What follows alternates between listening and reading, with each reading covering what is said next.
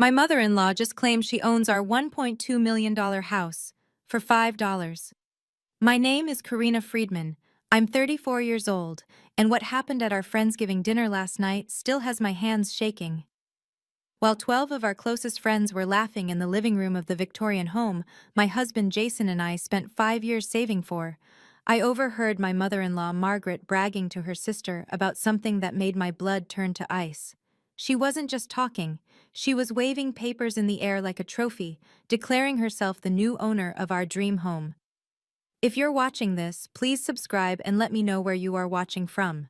This is the story of how I turned a family dinner into a courtroom. 7 years ago, when Jason Smith and I got married, I thought Margaret's constant reminders about our income gap were just typical mother-in-law territory. Jason made $150,000 as a software engineer at a tech startup in San Francisco, while my freelance interior design business brought in around $45,000 on a good year. Jason is the real breadwinner, Margaret would say at every family gathering, her voice dripping with fake sweetness. You're so lucky he takes care of everything, Karina. The truth was, we both contributed to our dream. That beautiful 1912 Victorian in Berkeley Hills we'd finally bought 6 months ago after 5 years of saving every penny. I'd skip lattes, work extra projects, even sold my grandmother's jewelry to add to our down payment fund.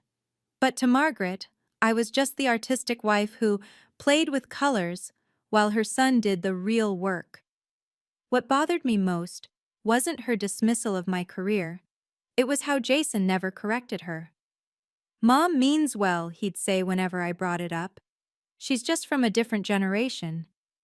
Then he'd kiss my forehead and change the subject, usually to something about how we should give his mother a spare key for emergencies. I fought that battle for 3 months before giving in. What if something happens to us? Jason argued. What if there's a fire? Mom lives 10 minutes away. His brown eyes looked so concerned, so protective.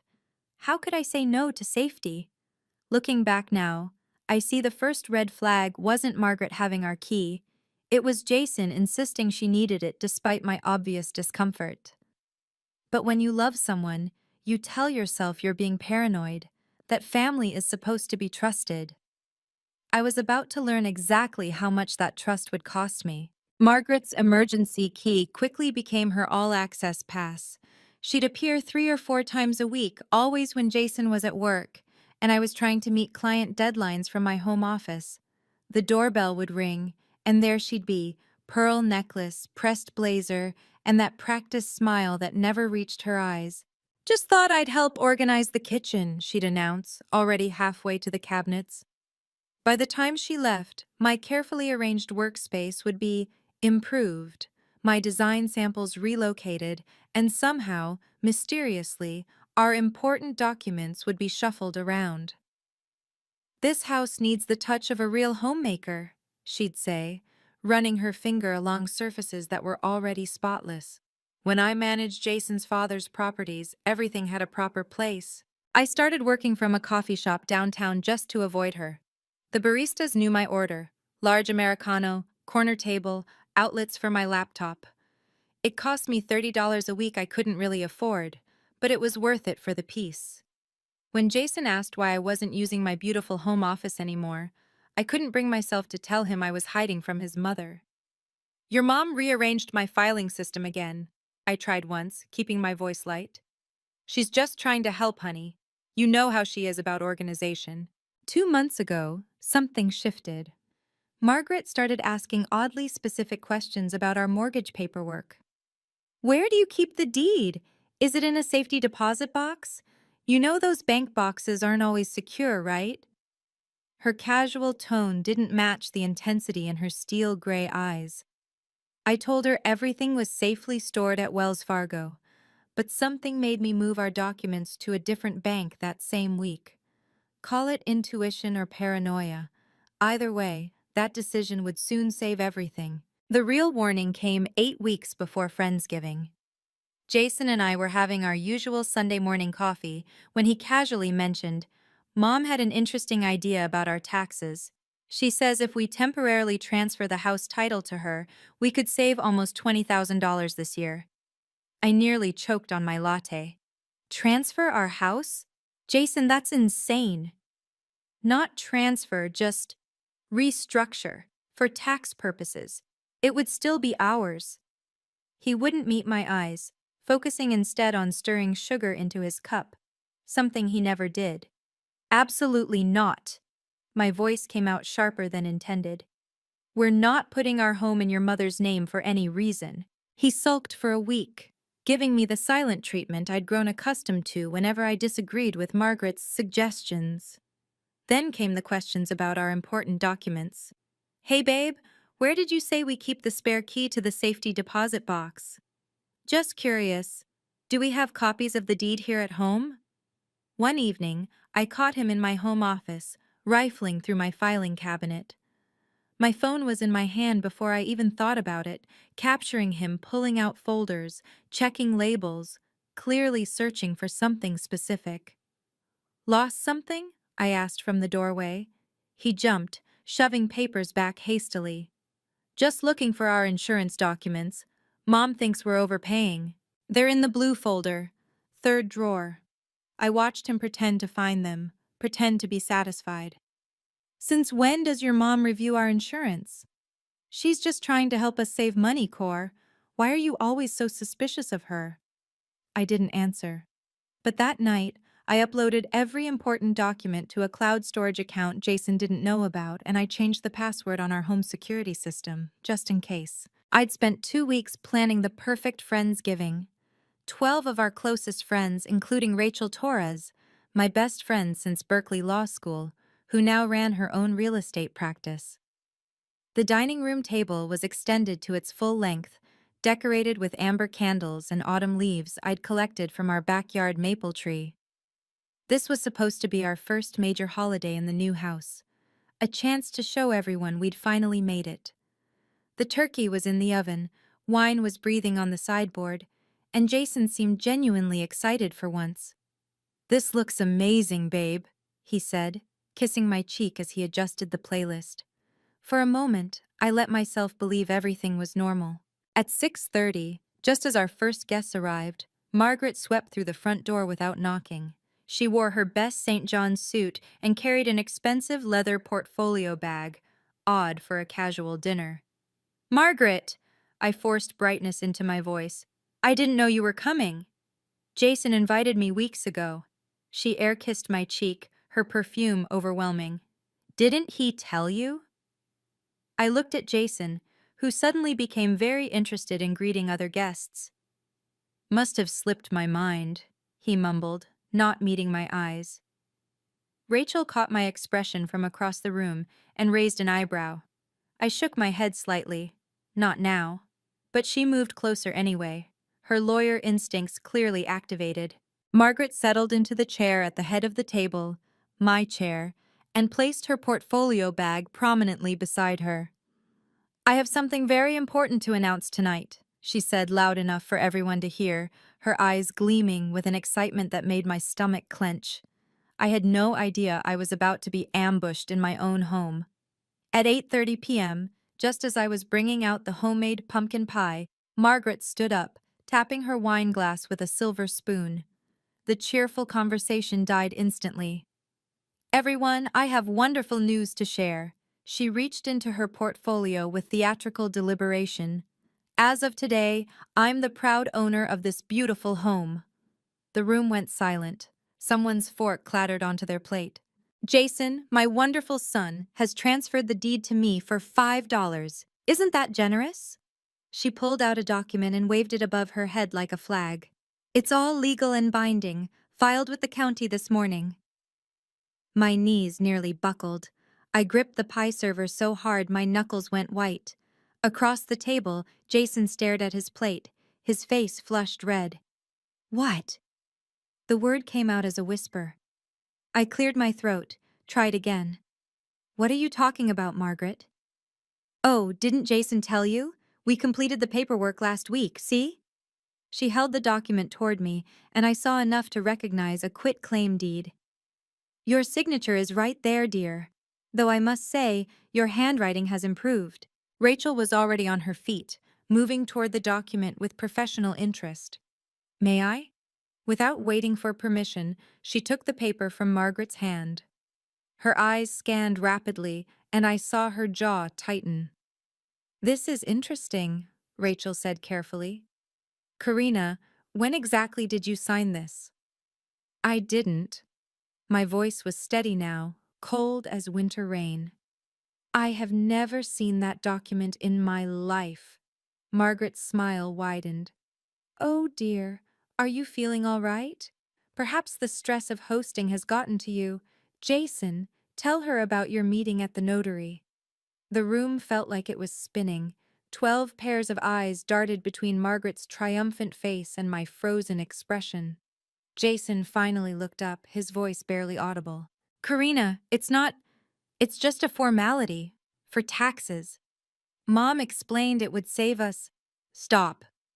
The word came out sharp enough to cut glass. My hands were shaking, but my voice was steady. You forged my signature?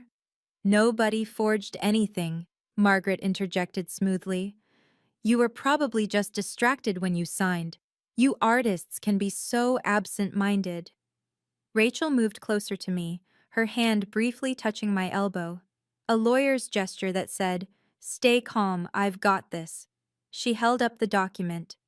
This signature doesn't match Karina's usual style. I've seen her sign dozens of documents. Our friend Mark, a CPA, leaned forward. Wait, you can't just transfer a house for $5. There are tax implications, gift taxes. All handled, Margaret said dismissively. I've been in banking for 30 years. I know what I'm doing. I looked at Jason. Really looked at him. The man I'd shared a bed with for 7 years couldn't meet my eyes. Did you really think I'd signed this? My voice was quiet now, dangerous. Mom said you did it online, that you... Your mother said? I laughed, but there was no humor in it. And you believed her over me? The room was suffocating. Our friends sat frozen, witnesses to the complete destruction of my marriage. Rachel stepped between me and Margaret, her voice carrying the authority of a courtroom. Margaret, if this signature was forged, we're talking about a federal crime, wire fraud, forgery, conspiracy. How dare you threaten me in my own house? Margaret snapped. Your house? I said softly. We'll see about that. Excuse me, I said, my voice eerily calm. I need to get some water. I walked to the kitchen with measured steps, feeling every eye in the room following me. Rachel was right behind me, closing the door softly. Karina, breathe. We can fix this. I know. I pulled out my phone, my fingers steady despite the rage burning in my chest. I've been preparing for something like this. Rachel's eyebrows shot up. What do you mean? 2 weeks ago, I hired a private investigator, found emails between Jason and Margaret planning something for tonight. I showed her my phone screen, screenshots of messages discussing Operation Thanksgiving, and finally getting rid of her. Holy shit, Cor, you knew? I suspected, but I didn't think they'd actually... I stopped, composed myself. I have the real deed in a safety deposit box at Chase, not Wells Fargo like I told them. I have video of Jason practicing my signature, and right now, my phone is recording everything in that dining room. Rachel grabbed my shoulders. You brilliant, brilliant woman. Okay, here's what we're going to do. We go back out there, and you play shocked and weak. Let them incriminate themselves further. I've got a judge who owes me a favor. We can get an emergency injunction tonight. Tonight? The courthouse has a night duty judge for domestic situations. This qualifies. She was already texting. My colleague Tom is online now. He's pulling up the property records. That deed they filed? If it's fraudulent, we can have it frozen within hours. I took a deep breath, straightened my shoulders. Let's go back out there. I want to hear exactly how they did it. Rachel squeezed my hand. Remember, you're gathering evidence now. Every word they say is another nail in their coffin. I returned to the dining room, making my voice small and confused. Margaret, I don't understand. How could this happen without me knowing? She preened, unable to resist explaining her cleverness. Oh, it was quite simple. Jason brought the papers home. You signed them with some other documents. You probably didn't even read them. You never do pay attention to the important things. But the notary? My friend Linda from the bank. She's very understanding about family situations. Margaret's smile was poisonous. Sometimes wives sign things without realizing. Happens all the time in my experience. I felt Rachel stiffen beside me. Admitting to notary fraud in front of 12 witnesses, Margaret had just handed us a gift. And if I refused to accept this? I asked, my phone in my lap still recording. Jason finally spoke up.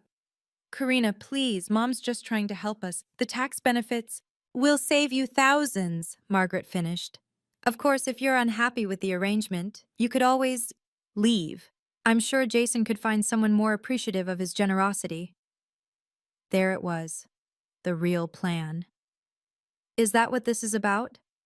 I looked at Jason. You want a divorce but don't want to split the assets? His silence was answer enough. Margaret pulled out another document. If you're thinking of fighting this, I should mention I've also filed a claim that you've been mentally unstable. Depression, anxiety, unable to make sound decisions. Jason's been documenting your episodes. What episodes? But even as I asked, I saw Jason's guilt-stricken face and knew. Every time I'd cried about his mother's intrusions, every moment of frustration, he'd been building a case. The betrayal was so complete, so calculated, that for a moment I couldn't breathe. What Margaret and Jason didn't know was that I'd been preparing for this moment for 2 weeks, ever since I'd accidentally seen an email on Jason's laptop. It started innocently. I was looking for a recipe he'd saved when an email notification popped up from Margaret. Operation Thanksgiving is a go. She suspects nothing. My blood had run cold. I'd taken a photo before the notification disappeared, then pretended everything was normal while I planned my defense. The private investigator cost me $3,000 I'd scraped together by selling my vintage jewelry collection. Within days, he'd found everything. Jason had been siphoning money from our joint account, $50,000 over 6 months, transferred to an account only he controlled. Margaret had been meeting with a real estate attorney who specialized in creative property transfers. They'd even scheduled a moving company for the day after Thanksgiving. I'd moved our real deed to Chase Bank, keeping the Wells Fargo box active with fake documents. The hidden cameras I'd installed in our home office, disguised as phone chargers, captured Jason practicing my signature over and over, Margaret coaching him. Make the C rounder, she always curves it more. The hardest part was acting normal. Kissing Jason goodnight knowing he was planning to steal everything. Smiling at Margaret's insults while documenting every interaction. But I had Rachel reviewing everything, building an airtight case. We're not just going to stop them, Rachel had promised. We're going to destroy them legally. Fraud, conspiracy, attempted theft. These are felonies, Karina. Now, sitting at my Friendsgiving table, with the evidence playing on my phone, I knew the trap was about to spring. I just needed them to keep talking, keep bragging, keep digging their own graves. The woman they'd dismissed as just an artist was about to teach them about consequences. While Margaret held court in my dining room, my support network was mobilizing. Rachel had connected me with 3 crucial allies over the past 2 weeks, and each was playing their part tonight.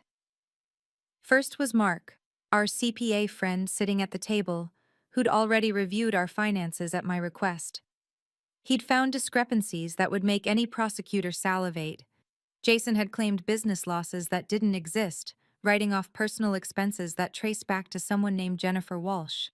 A woman whose social media showed her sporting new jewelry that looked suspiciously like pieces from my grandmother's collection Jason claimed were stolen last month. Second was our neighbor, Tom Thompson, the retired FBI agent who lived 2 houses down. When I'd shown him the forged documents, his expression had gone from grandfatherly concern to professional fury. In my 30 years with the Bureau, I've seen this exact scam dozens of times. The family member angle makes it worse. Judges hate domestic fraud. He was monitoring tonight's events from his living room, ready to provide federal law enforcement context if needed. The third ally was unexpected: Linda Patterson, the notary Margaret had mentioned. What Margaret didn't know was that Linda had already been questioned by the state licensing board about suspicious notarizations. When Rachel's colleague contacted her this afternoon with evidence of another fraudulent notarization, Linda had flipped immediately, agreeing to testify in exchange for immunity. Our encrypted Signal group chat was buzzing. Mark: she just admitted to tax fraud on recording. Tom: that's conspiracy across state lines, FBI jurisdiction. Rachel: Judge Martinez is standing by. Say the word. I glanced at my phone under the table.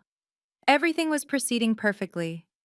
Margaret thought she was the chess master, but she didn't realize she'd already been checkmated. She just hadn't seen it yet. You know what, Margaret? I said, standing slowly. You're right. I should check my records. Maybe I did sign something. I walked to my office, knowing Jason would follow. He did, closing the door behind him. Karina, please understand. Understand what? I pulled out my filing cabinet, making a show of searching. That you've been planning to steal our house, or that you've been cheating with Jennifer Walsh? His face went white. How did you— The PI you didn't know I hired? He's very thorough. I pulled out a manila folder, thick with printed emails and photos. 3 months pregnant, isn't she? Did Margaret arrange that too, or was that your own initiative? It's not— she doesn't mean anything. Neither do I, apparently. I found what I was looking for: a folder labeled Insurance that actually contained video stills from our hidden cameras. Is this you practicing my signature? Because it sure looks like you. Jason grabbed for the folder, but I was faster, stepping back against the desk. Mom said it was the only way. You'd never agree to a divorce, and California's community property laws would give me half of everything, including your stock options that vest next month, worth about $400,000, right? His mouth opened and closed like a fish. Behind him, the door cracked open, Rachel recording everything on her phone. Jason, I said quietly, did you know that forging a spouse's signature on property documents is a federal crime? Did Margaret mention that when she was coaching you through it? She said no one would find out, that you'd be too embarrassed to fight it publicly. I smiled then, cold and sharp. Your mother really doesn't know me at all. If you're watching this right now, I need you to comment below. What would you do if you discovered your spouse and mother-in-law were conspiring to steal your home? This story is about to take an even darker turn, and I promise you, the ending will be worth it. Please hit that subscribe button so you don't miss what happens next. And remember, everything I'm about to share shows the importance of protecting yourself legally. The justice system works, but only if you document everything. Now let me tell you what happened when we returned to that dining room. While Jason stood frozen in my office, Rachel was already on her phone with Judge Martinez. Your Honor, we have a situation of urgent domestic fraud in progress. The perpetrators are currently in the victim's home, admitting to forgery on recording. Yes, sir. We have 12 witnesses. The property value is $1.2 million. Yes, I'll hold. She looked at me, her expression fierce. Emergency injunction will be ready in 20 minutes. It'll freeze all property transfers involving your address for the next 30 days while the investigation proceeds.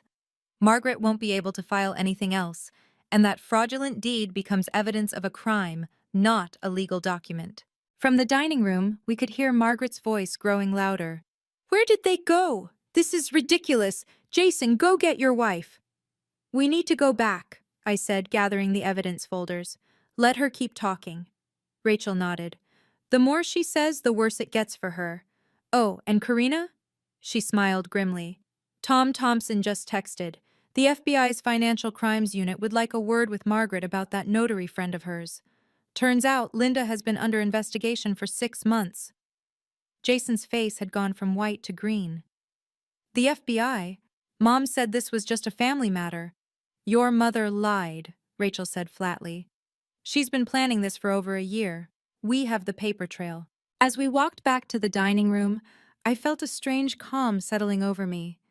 The woman who'd criticized my career, belittled my contributions, and tried to steal my home was about to learn what happened when you underestimated someone just because they were quiet. Ready? Rachel whispered. I've been ready for 2 weeks, I replied, and opened the door. Margaret was standing at the head of the table when we returned, her face flushed with wine and indignation. There you are. I was just explaining to everyone that you'll need to vacate within 30 days.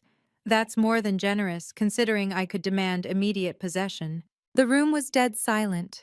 Our friends sat frozen, some with phones discreetly recording, others looking like they wanted to flee.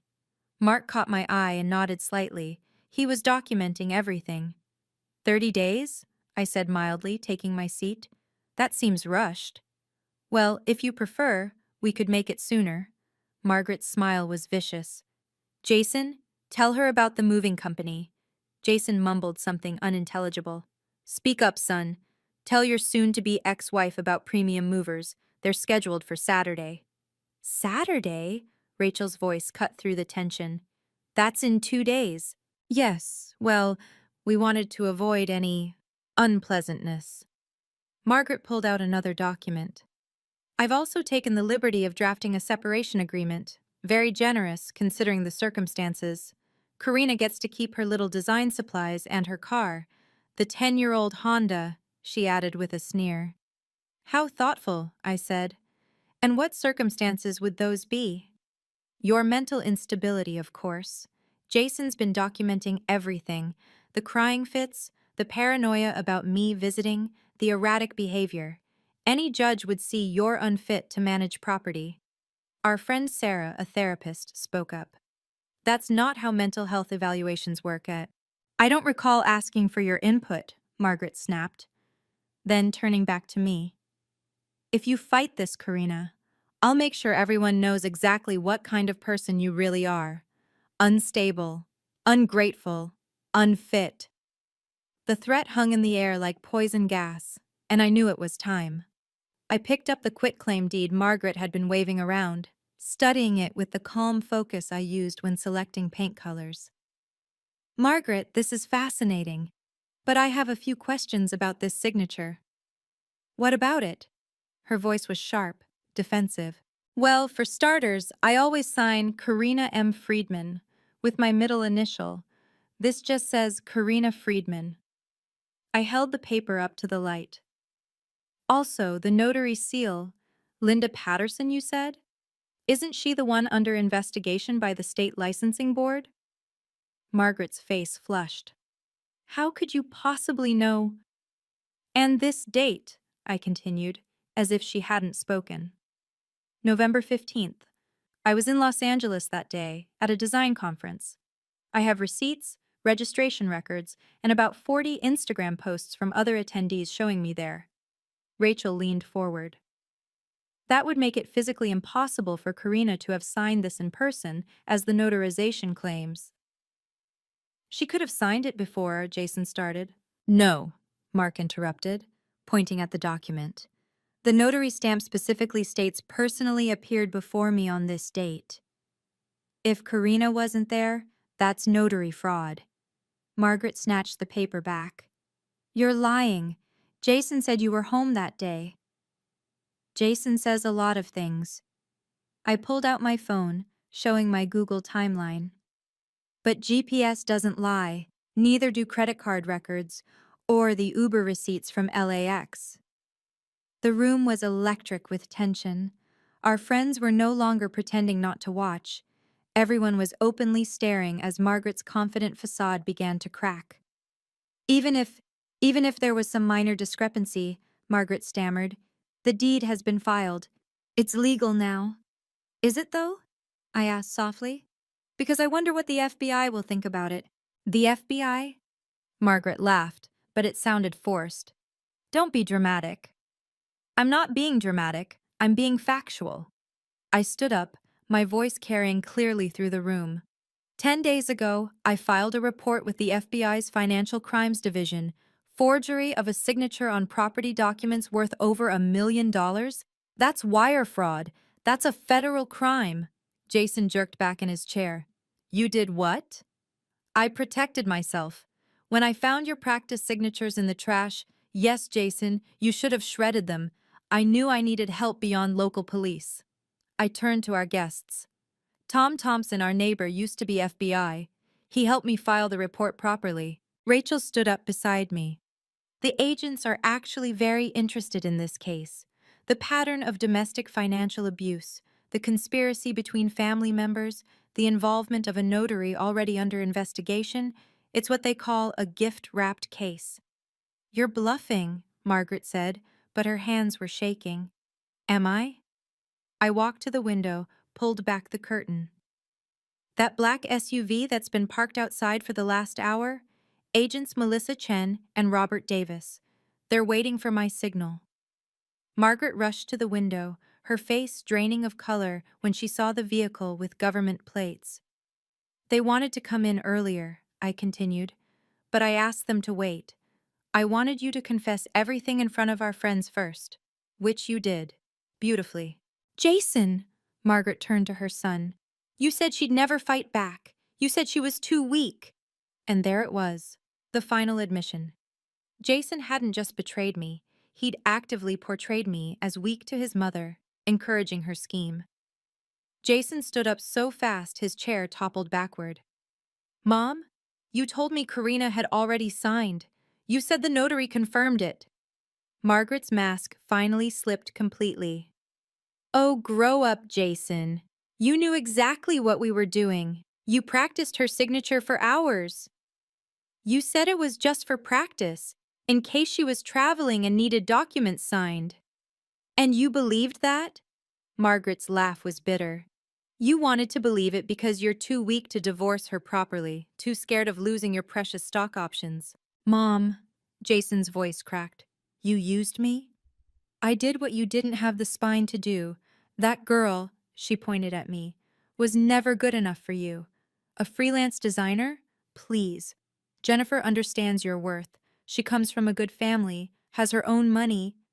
Jennifer? Sarah, one of our guests, gasped. The woman from your office? The one you said was just a colleague? She's pregnant, I said quietly. 3 months. Margaret arranged the whole thing. Introduced them at a charity gala, encouraged the affair, probably picked out the engagement ring Jason bought her last week. The room erupted. Jason sank into his chair, head in his hands. Mom, what did you do? I gave you a future, a real wife, not this gold digger. This gold? Gold digger? I laughed, actually laughed. Margaret, I put $300,000 of my inheritance into this house. Every penny from my grandmother's estate. Jason gambled away nearly that much on crypto and online poker, which you helped him hide. Who's the gold digger here? Margaret's mouth opened and closed, but no words came out. For the first time since I'd known her, she had nothing to say. I walked to my office and returned with a leather portfolio, nicer than Margaret's, a detail that didn't escape her notice. Since we're sharing documents tonight, I have some of my own. I laid them out methodically on the dining table, like a prosecutor presenting evidence. Email conversations between Margaret and Jason planning tonight's ambush. Video stills of Jason practicing my signature, date and time stamped. Bank records showing unauthorized withdrawals from our joint account. And my personal favorite. I placed down a printed screenshot. Margaret's text to someone named Richard Blackwood. Once I have the house, we can flip it for double. My idiot son and his wife will never know what hit them. You went through my phone? Margaret shrieked. No, your friend Richard's wife did, during their divorce proceedings. She was very interested to learn about your relationship with her husband. I smiled coldly. She's witness number 7 for the prosecution. Rachel picked up the narrative thread seamlessly. The FBI has been building a RICO case, Racketeer Influenced and Corrupt Organizations Act. When multiple people conspire to commit fraud, it becomes organized crime. The penalties are severe. 20 years federal prison, Tom Thompson said from the doorway. He'd been listening from the kitchen. Plus asset forfeiture. Margaret, they can take everything you own. Our 12 dinner guests were transfixed. Someone, I think it was Mark's wife, was live streaming on Instagram. The viewer count was already at 3,000 and climbing. This is insane! Margaret grabbed for the documents, but I was faster, sweeping them back into the portfolio. No, Margaret, this is justice, and we're just getting started. I pulled out my phone. Should I invite the agents in now, or would you like to confess to anything else first? Margaret's desperation transformed into pure venom. You little bitch! You think you've won? I'll destroy you. I know about your anxiety medication, your therapy sessions after your mother died. I'll tell everyone you're mentally unstable. Go ahead, I said calmly. Taking care of my mental health after losing my mother isn't a crime. Forging signatures is. She turned to the room, wild-eyed. She's lying. She's always been jealous of my relationship with Jason. She probably forged these documents herself. Margaret, Rachel said, holding up her phone, you might want to stop talking. Your lawyer is texting me. He's dropping you as a client. Margaret snatched the phone, reading the message. Her lawyer had seen the live stream and wanted no part of a federal fraud case. Her face went from red to purple to white in seconds. I'll burn this house down before I let you keep it, she screamed. Tom Thompson stepped forward. Ma'am, you just made a terroristic threat in front of 13 witnesses and on live stream. That's another felony. Margaret pulled out her phone with shaking hands, trying to call someone, anyone, for help. But word was already spreading through her social circle. The live stream had gone viral. Comments were pouring in. OMG, is this real? That poor woman. Call the FBI now. Jason finally spoke, his voice broken. Mom, please stop. You're making it worse. Shut up, she rounded on him. This is your fault. If you'd been man enough to handle your wife, to handle me, I stepped forward. Like property? Like something you own? You're nothing, Margaret spat. A nobody who got lucky marrying my son. Your son, I said quietly, is going to prison too, for conspiracy, fraud, and theft. Congratulations, Margaret, you've destroyed your own family. Before you continue insulting me, Margaret, let's discuss who really paid for this house. I pulled out a bank statement, holding it up for everyone to see. $300,000 from my grandmother's estate. That's 40% of the purchase price. That's a lie. Here's the wire transfer receipt. And here's Jason's contribution, or rather, what was left of it after he lost $200,000 gambling online. I showed another document. DraftKings, FanDuel, underground poker sites. You knew about it, Margaret. You helped him hide it from me. Jason's head snapped up. You knew about the gambling? I'm a designer, not an idiot. I track every penny because I have to. Freelance income isn't steady. I noticed the patterns, the secret credit cards, the business trips to Vegas. Mark spoke up from his seat. As their CPA, I can confirm Karina's numbers. She also paid 70% of the monthly mortgage while building her business. But Jason makes 3 times what she does, Margaret protested. Made, I corrected. He was fired 2 weeks ago for misuse of company funds. Didn't tell you that, did he, Margaret? The stock options you're so worried about? They're gone. Forfeited when he was terminated for cause. The room gasped collectively. Jason looked like he'd been punched. Margaret turned to her son. You said you were getting promoted. I was going to fix it. I just needed time. Time to steal my house and run off with your pregnant girlfriend? I asked. How noble. Rachel added. The house is titled as community property, but Karina's inheritance is traceable as separate property investment. Legally, she could claim majority ownership even without the fraud. With it, Margaret, you and Jason are looking at massive restitution payments on top of criminal penalties. I stood up slowly, walking to Margaret with measured steps. The room held its breath as I reached into my portfolio and pulled out a pristine white envelope. Margaret, since we're exchanging documents tonight, I have one more for you. She recoiled as if the envelope might bite her. What is that? Take it and find out. I held it out patiently, like offering a treat to a skittish animal. With trembling fingers, she took the envelope, tearing it open. As she read, her face went through a symphony of emotions. confusion, understanding, then absolute horror. "This is," she whispered. "An emergency protective order from Judge Martinez, signed 20 minutes ago," Rachel announced to the room.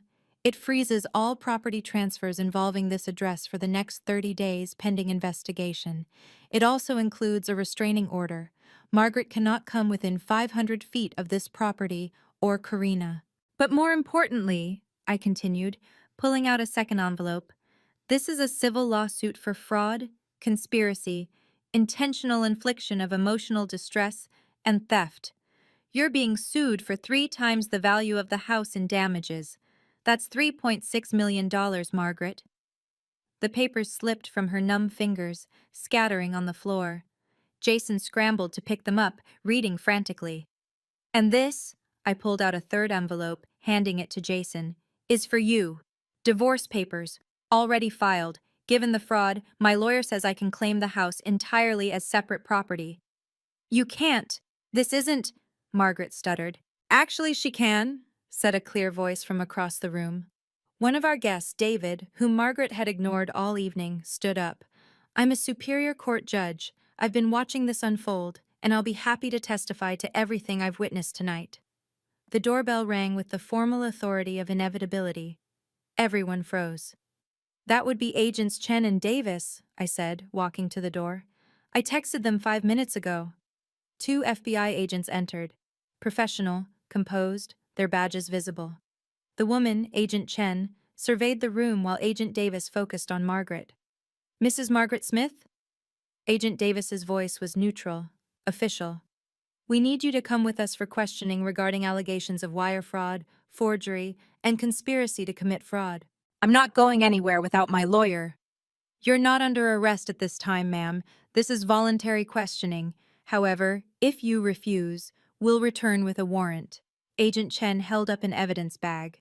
"We'll need that fraudulent deed as evidence." Margaret clutched the paper to her chest. "This is mine. My son gave it to me." "Ma'am, that document is evidence in a federal investigation." Agent Davis stepped forward. "You can hand it over voluntarily, or we can get a warrant. Your choice." Rachel spoke up. "Margaret, as an attorney, I advise you to cooperate. It'll look better for you." With shaking hands, Margaret surrendered the deed. Agent Chen sealed it in an evidence bag, labeling it carefully. "Mr. Jason Smith," Agent Davis turned to my soon-to-be ex-husband, "we'll need you to come to the field office tomorrow morning, 9 a.m. sharp. Bring any documentation related to this property transfer." Jason nodded mutely, looking like a broken puppet. The agents turned to me. "Mrs. Friedman, thank you for your cooperation. The prosecutor will be in touch within 48 hours." As they prepared to leave with Margaret, Agent Chen paused. "Oh, and Mrs. Smith? That notary, Linda Patterson? She's already in custody. She's been very cooperative." Margaret's collapse was total and devastating. She sank into a chair, her perfect composure shattered like expensive crystal. The woman who'd walked into my home with such arrogance was now a trembling shadow. "Please," she whispered, looking at me with desperate eyes. "Karina, please, I'm sorry. I'll give it all back. I'll tell them it was a misunderstanding." "A misunderstanding?" I kept my voice level. "You coached my husband to forge my signature. You conspired to steal my home. You tried to destroy my reputation. Which part was the misunderstanding?" "I just wanted what was best for Jason." "No." Jason's voice cut through her excuse. "You wanted control. You always have. You picked Jennifer. You planned this whole thing. You used me." "Everything I did was for you," Margaret wailed. "Everything you did was for yourself," Jason replied, his voice hollow. "Karina's right. You destroyed our family." The live stream viewer count had hit 50,000. Comments flooded in supporting me, sharing their own stories of toxic in-laws, celebrating the justice unfolding in real time. Margaret tried one last manipulation. "If you send me to prison, think about what people will say. The scandal is what you did, not what happens to you because of it," Rachel interjected. "Take responsibility for once in your life." Tom Thompson stepped forward. Ma'am, I've seen a lot of criminals in my career. The ones who cooperate, who show genuine remorse, they get lighter sentences. The ones who keep lying, keep manipulating, he shook his head. Judges throw the book at them. Margaret looked around the room, searching for one sympathetic face, one ally. She found none. Even Jason had turned away from her. Get out of my house, I said quietly. Now. Are you feeling that justice finally being served? This is exactly what happens when we document everything and stand up to bullies, even when they're family. If this story is helping you recognize the importance of protecting your assets legally, please share it with someone who needs to hear it. Subscribe and hit the notification bell so you don't miss the conclusion. You won't believe what happened in the aftermath. Remember, always keep notarized copies of your important documents in a secure location that only you control. Now let me tell you how this all ended. As the FBI agents escorted Margaret toward the door, Jason made one last desperate attempt to salvage something from the wreckage. Karina, wait, please. He moved toward me, hands outstretched. We can work this out. I'll testify against Mom. I'll sign whatever you want. We can start over. Start over? I laughed, but there was no humor in it. With your pregnant girlfriend? With the gambling debts you hid? With the trust you destroyed? I made mistakes, but I love you. You practiced forging my signature for hours, Jason. That's not a mistake. That's a crime. I pulled out my phone, showing him a video. This is you, 3 days ago, telling Jennifer you'd have the house by Thanksgiving, that I was too stupid to see it coming. The room collectively gasped. On the small screen, Jason's voice was clear. Karina's so trusting, it's pathetic. Mom's right, she doesn't deserve what we have. I didn't mean. You chose your side, Jason. You chose it every time you let your mother insult me. Every time you gambled away our savings. Every time you lied. I handed him another envelope. The divorce papers are already filed. Due to the fraud, my lawyer says I can expedite it. You'll be served officially tomorrow. But the baby, Jennifer's baby, is your responsibility, not mine, though you should know Jennifer's husband called me yesterday. Oh, didn't she mention she was married? Apparently, you're not the only one she's been playing. Jason's face crumpled completely. He'd lost everything. His wife, his house, his job, his mother's respect, and now even his mistress was a lie. You did this to yourself, I said softly. Both of you did. I stood in the center of my dining room, and addressed everyone with a clarity I hadn't felt in years. Margaret, Jason, you need to leave, now. The restraining order is already in effect. Margaret, flanked by the FBI agents, turned for one last venomous look. This isn't over. Yes, it is. My voice carried the authority of someone who'd finally found their power. This is my house. Get out. Now. The room erupted in spontaneous applause. 12 friends who'd witnessed my humiliation were now witnessing my triumph. Rachel stood beside me, a protective presence. Mark's wife was still streaming, the comments flowing with support and celebration. Jason gathered his coat with shaking hands. My things will be packed and placed in storage. You can coordinate pickup through your lawyer. I stepped closer, lowering my voice so only he could hear. That key your mother used? The locks are being changed tonight. As the FBI agents escorted Margaret out, she tried one final manipulation, calling out loud enough for everyone to hear. I only wanted what was best for my grandchildren. The grandchildren you'll never meet, I replied.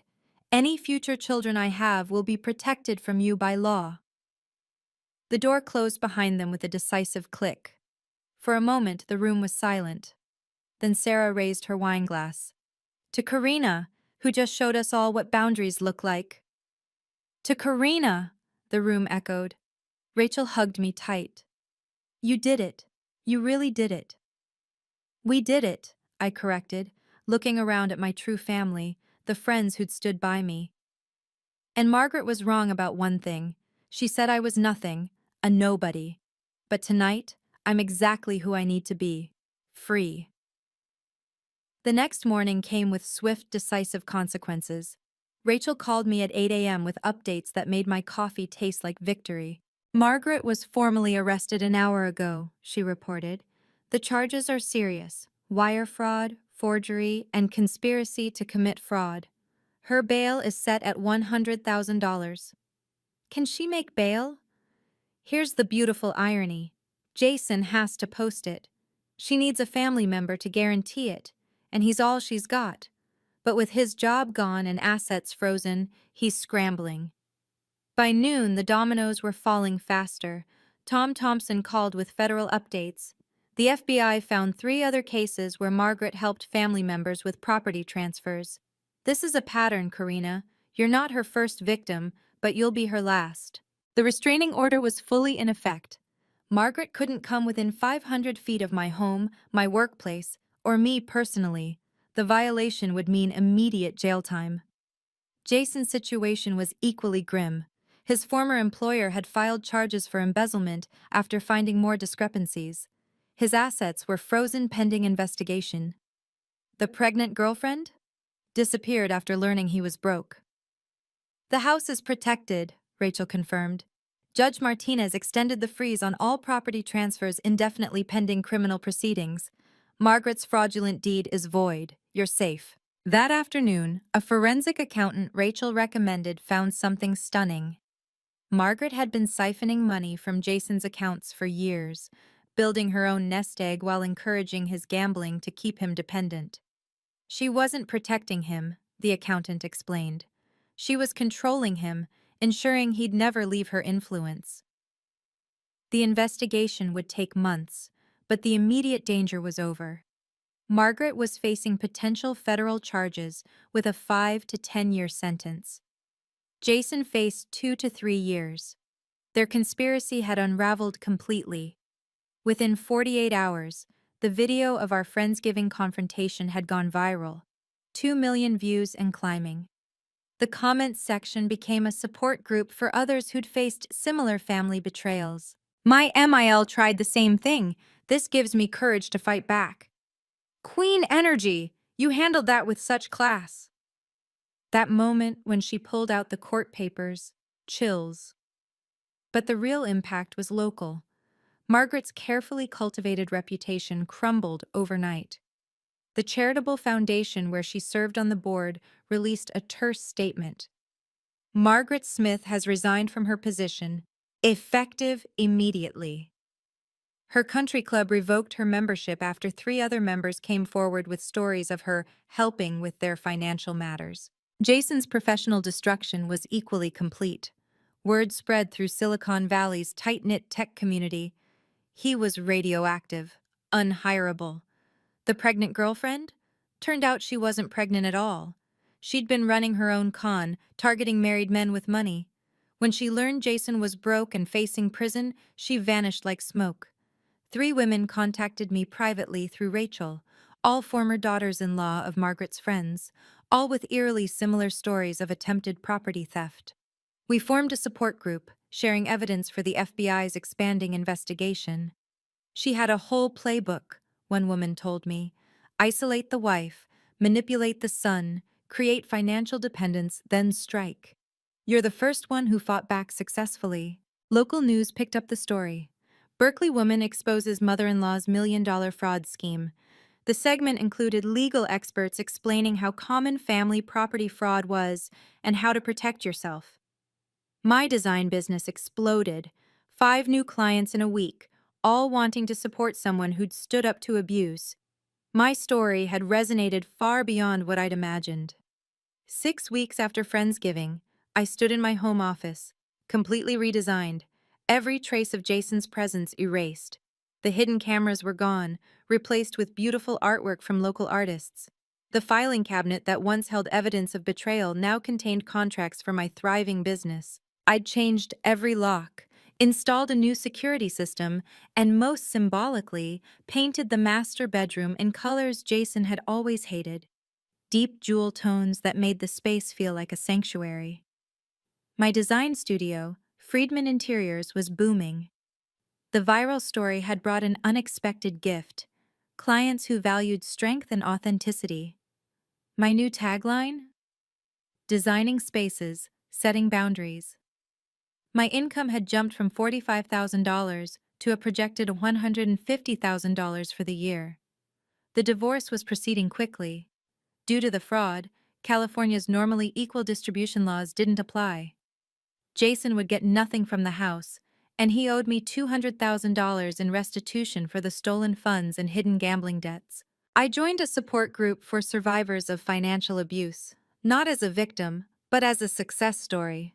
Dr. Sarah Martinez, the therapist who'd been at our Friendsgiving, ran the group. Your story gives others permission to fight back, she told me. You showed them it's possible to win. The house felt different now, lighter, brighter, truly mine. Every room had been reclaimed, reorganized, infused with my vision instead of Margaret's criticism.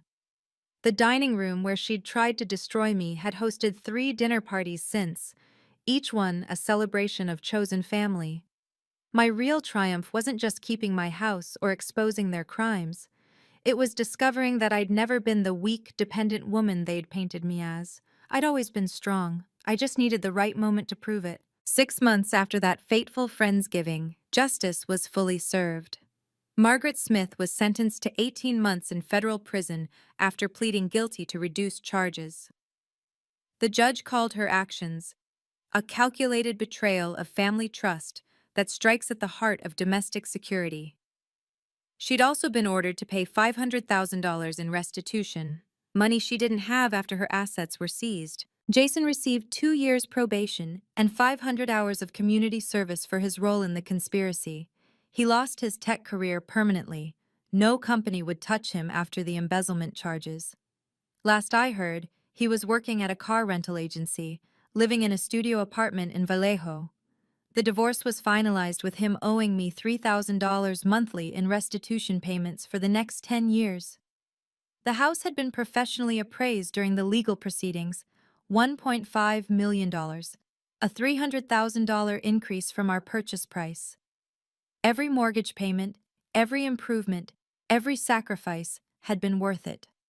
It was mine, completely and legally mine. Jennifer Walsh, the supposed girlfriend, was facing her own legal troubles. Turns out she'd been running romance scams on multiple married men. Jason wasn't special. He was just another mark who'd fallen for her con. The poetic justice was delicious. 3 other victims of Margaret's previous schemes had come forward, leading to additional charges. Her pattern of targeting daughters-in-law and manipulating property transfers went back 15 years. She'd stolen nearly $2 million total over her career. The FBI agent, Melissa Chen, called me last week with final news. Your case broke open a whole network of family fraud schemes. You didn't just save your house, Mrs. Friedman. You saved dozens of other women from the same fate. My story had become a cautionary tale and a beacon of hope, proof that documentation, preparation, and courage could defeat even family predators. So what did I learn from all of this? 3 crucial lessons that might save your home and your sanity. First, document everything. Every strange request, every guilt trip about money, every attempt to access your financial documents. That paranoid feeling you have? Listen to it. I started recording conversations and saving emails 2 weeks before the confrontation, and that evidence made all the difference. The FBI agent told me my documentation was the most thorough they'd ever seen in a domestic fraud case. Second, trust your gut about boundaries. When someone, especially family, pushes against your comfort zone repeatedly, they're testing how far they can go. Margaret started with small invasions and escalated to grand theft. If I'd enforced stronger boundaries from day one, she might never have attempted this scheme. Third, your support network matters more than family ties. Those 12 friends at Friendsgiving became my witnesses, my strength, my validation that I wasn't crazy. Rachel's legal expertise, Tom's FBI connections, Mark's financial knowledge. Surround yourself with people who protect you, not people who prey on you. The phrase "family doesn't do that to family" is a manipulation tactic. Family members commit 65% of financial fraud because they have access and assumed trust. Love doesn't mean unlimited access to your life, your home, or your documents. Today, my house is my sanctuary. Every room tells the story of survival and strength. The dining room where Margaret tried to destroy me now hosts monthly dinners for women escaping financial abuse. We share resources, strategies, and hope. Boundaries aren't cruel, they're necessary. Documentation isn't paranoid, it's protective. And sometimes, the family you choose is worth more than the family you're born into. Trust, but verify. Love, but protect yourself. And always keep notarized copies in a bank only you control. If this story helped you recognize red flags in your own life, please hit that like button and share it with someone who needs to hear it. Subscribe and ring the notification bell for more real stories about justice and boundaries. Comment below. Have you checked your important documents lately? Are they somewhere only you can access? Next week, I'll be sharing the story of a woman who discovered her husband's double life through a single Costco receipt. You won't believe how deep that rabbit hole went. Until then, stay safe, stay documented, and remember, your home is your castle, and you alone hold the keys.